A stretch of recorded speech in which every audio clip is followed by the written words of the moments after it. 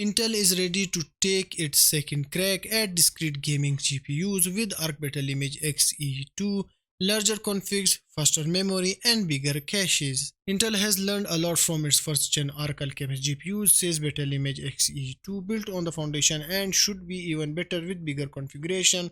In the latest episode of Intel's Talking Tech series, Thomas Peterson, also known as Tab, discussed what to expect from the upcoming Xe2 GPU architecture, first feature on Lunar Lake SoCs, and also coming to discrete GPU in the form of Arc Battlemage. These GPUs are going to offer up to 50% uplift in performance and feature loads of architectural changes while utilizing a solid software framework established with Alchemist chips. The work on Intel Battlemage GPUs began as soon as the design team was finished with the Arc Alchemist architecture. The software side team had to work on Alchemist for a bit longer as it was the first generation of the discrete graphics from Intel. Before this, the company hadn't established a major ecosystem in the DIY segment since most of its architecture were integrated.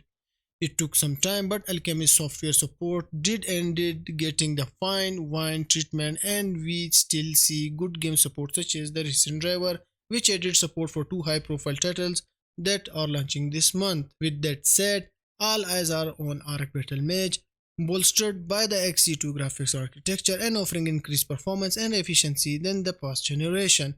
Tab states that Xe2 based Battlemage GPUs will be larger and bigger configuration than their integrated offering on Lunar Lake SoCs. These discrete GPUs will also feature faster memory subsystems and bigger cache. That's something to expect since discrete GPUs are less power constrained, leading to different clocks and power envelopes. We won't go into the specs in the post since this is more about the new next-gen Battlemage GPUs are processing towards launch, but you can still read the latest specs in the post. From what we know, the Intel Xe2 GPU architecture has made a lot of changes to achieve higher utilization of the core, streamline the work distribution, achieve less software overhead. The architecture also incorporated second-gen Arc ray tracing units, has deeper and bigger cache, new AI instruction support such as FP16 and INT8+, new media and display engine. Do check out for the deep dive for a more in-depth look at Xe2 GPU core. Intel ended the talk by saying that their engineers have been super busy improving their Arc GPUs to where they are now, and they are ready to take their second crack with Battlemage. This sounds like Intel is very confident with its Xe2 architecture, especially Arc Battlemage.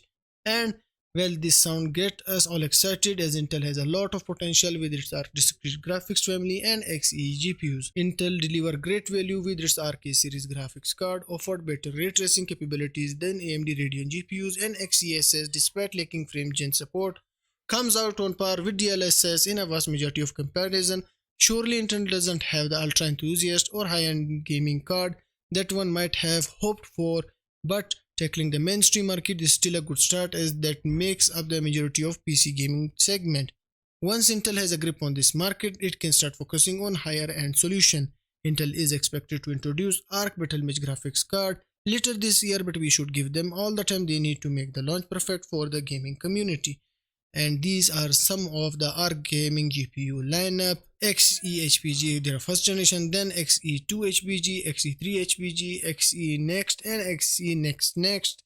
So they are basically saying they are going to Gen 12 to 13, from 13 to 14, and 14 to 15, and Gen 16. The new Intel Xe2 is on TSMC 4nm chip with Lunar Lake architecture, and specs will be 124 EU with 1 tile and 1 GPU, and they are using the GDDRX but not confirmed with a big question mark here, and they are going to launch this in 2024, but the next gen is to be expected, the Panther Lake, on 2025, but also with a big question mark.